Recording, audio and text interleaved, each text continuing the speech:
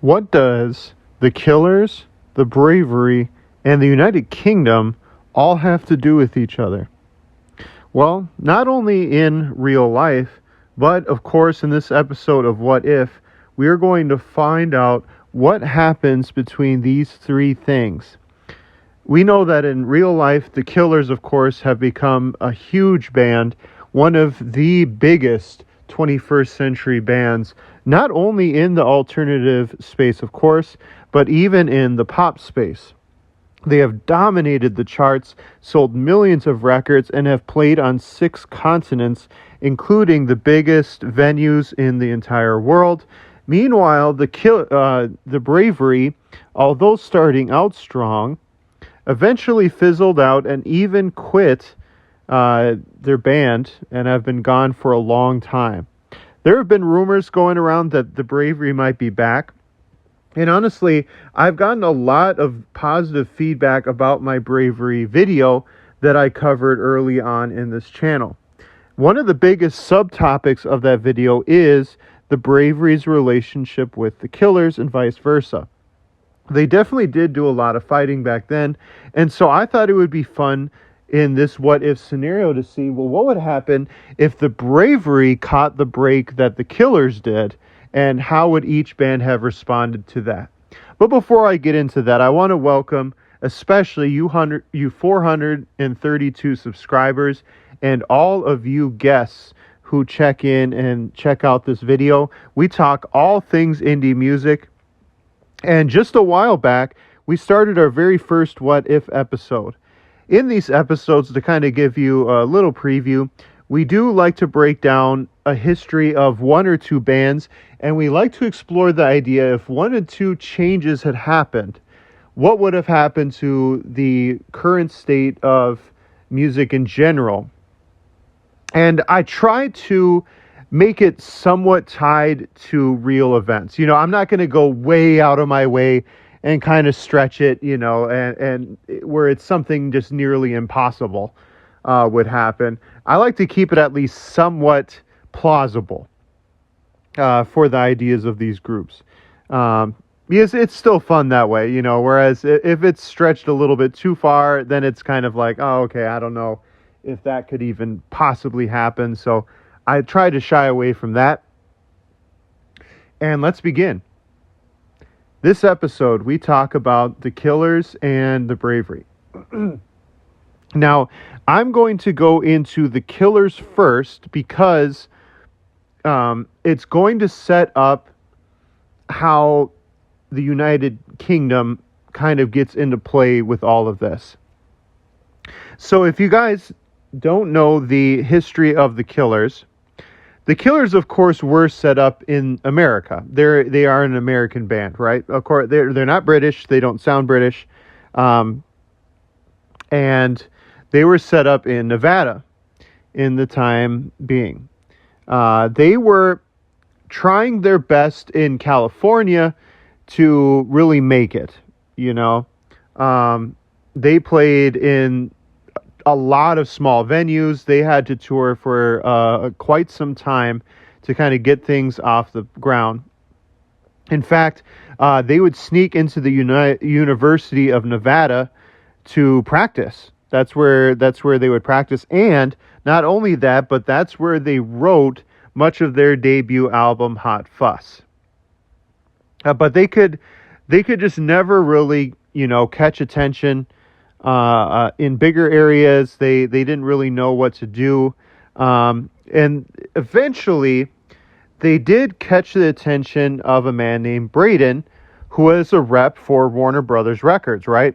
Huge. That was a humongous break. And so they got taken to the San Francisco area to record demos with another big manager. And then they sent demo tapes out to major record labels. But they were not signed. So, you got to imagine, it seems like they're just doing everything correctly and just nothing is working out. And so, all of a sudden, one person that got their hands on their demo was an A&R company rep, same rep for Warner Brothers Records, but he lived in the United Kingdom.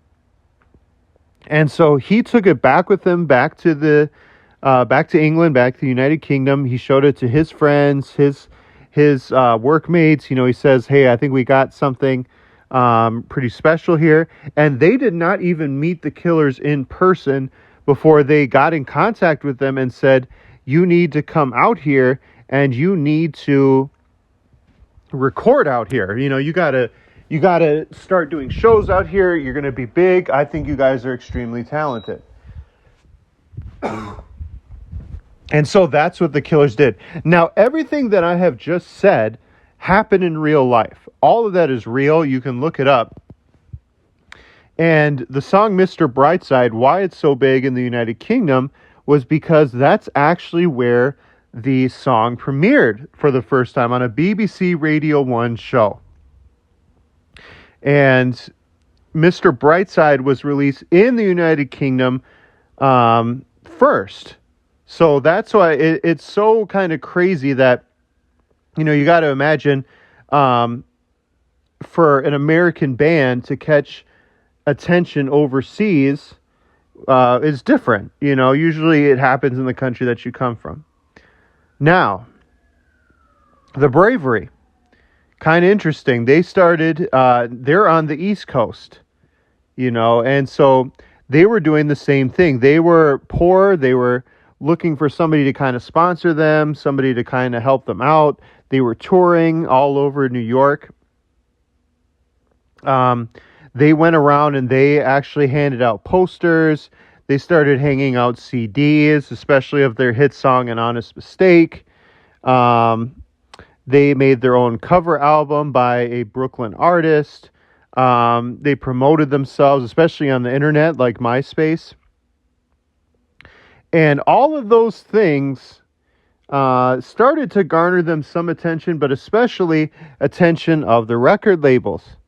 And so what happened is their songs started to be played around, and one person they caught the attention of was a person on BBC Radio 1 in, guess where?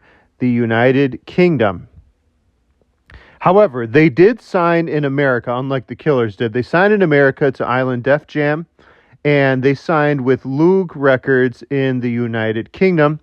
But for over a month, they actually moved to the southern part of London, and they took up residency in London, playing every single week in a place in Soho.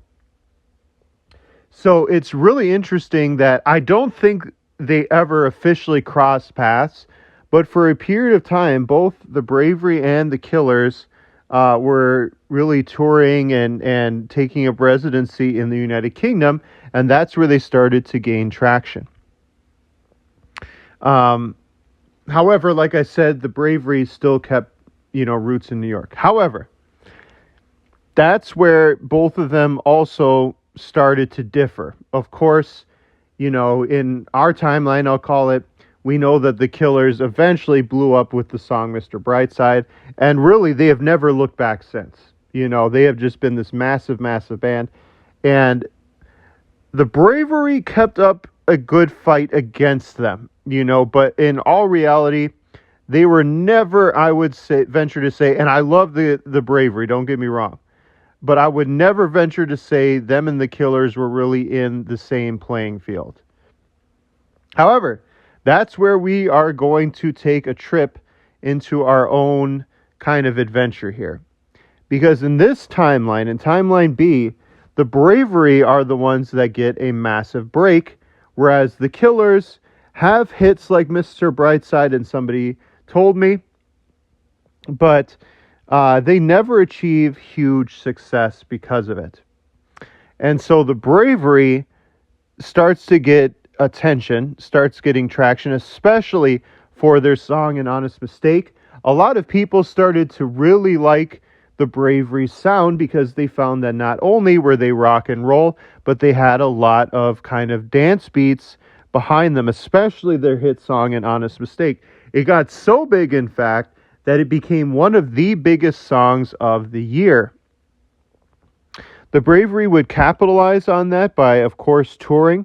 And they decided to pick a fight with another band that seemed to be following in their footsteps, and they seemed to be compared to a band called the Killers. In so doing, though, the Bravery ended up winning this argument, whereas in real life, the Killers, of course, got the last laugh. But the Bravery made a huge statement against the Killers by pointing out how boring the Killers were on stage. Look it up, that's actually a real fact as well. But in so doing, that only boosted, especially in the indie area of music, the Bravery's chances, because they pointed out how fun they were on stage, how different they were on stage than the Killers. So they got absolutely bigger and bigger and bigger. They toured and played on the biggest venues around the world. And of course, every single band has a follow-up album. We know that the Killers' following album was called Sam's Town, which was really a love letter to where they grew up. And then the Bravery released The Sun and the Moon. However, this is where, again, things happen drastically differently. Because in this alternative universe, the Killers were gaining popularity in England, in the United Kingdom, and had very little fan base in the United States. That proved almost detrimental to them because a lot of their UK listeners could not really relate to the lyrics that the Killers wrote in their second album, and they really were turned off by the difference in sound that the Killers had. In so doing, their second album completely bombed, Sam's Town. And I love Sam's Town, by the way. But in this universe, Sam's Town completely bombed. There was no When You Were Young that got big. There was no Read My Mind, which actually ended up being the biggest single in this alternative universe, but it was not a huge thing to get excited over. And the Bravery decided to follow up with their second album, The Sun and the Moon, which of course had the single Believe, which rocketed them up to the charts once again. Some people even said that it was their best song in comparison to An Honest Mistake. They also had a single called Time Won't Let Me Go, kind of a chiller hit. But the Bravery went out and toured and even supported bands called like Incubus and the Smashing Pumpkins. And iTunes decided to back up what was happening. Such as in real life, they decided to pre-release a different song every week and kind of give them support. They did the same thing with them on this one, and that only gained them more and more popularity, ever more so. They decided to release a 2-disc set of the same album, The Sun and the Moon Complete, which again helped their sales. And the Bravery now has really cemented themselves in being one of the biggest bands especially of indie and rock music, but even in general, they really cemented themselves. This is where they cut ties with really the UK side of things, especially when they were seeing what was happening with the support of the Killers back over there. They decided to really leave it all behind and focus on what they were doing. In fact, they were starting to see that the Bravery could bring everything worldwide, especially if their third album would come to pass. Now, the Killers, unfortunately, really were taking a nosedive after suffering a blow against a fight with the Bravery earlier, and then with the bomb of their second album, they really were lost and wondering what to do with themselves. And so they came out with their third hit, Day and Age, and people just were highly confused about what the Killers were doing at that point. And really, after that, sadly, in this alternative timeline, that is when the Killers decided to call it quits for now. I'm going to get back in a second to the Killers. But the Bravery released their third album, Stir the Blood, in 2009. And they really wanted to double down on a new sound. They decided to partner with Green Day on their 21st Century Breakdown North American tour, which only helped cement them ever more here in America. really the Bravery could do no wrong. They were just doing massive hit after massive hit after massive hit. And the very first single that they released was the song Slow Poison. And they were really just cementing themselves in the indie music scene and in the regular music scene. And Slow Poison really previewed what they were going to be doing with themselves. Their other single was called I Am Your Skin. And that really blew them up because around that time, dance pop was becoming massive all over mainstream media. And I Am Your Skin fit that description perfectly. That really cemented the Bravery as one of the early 2000s and 2010s biggest bands.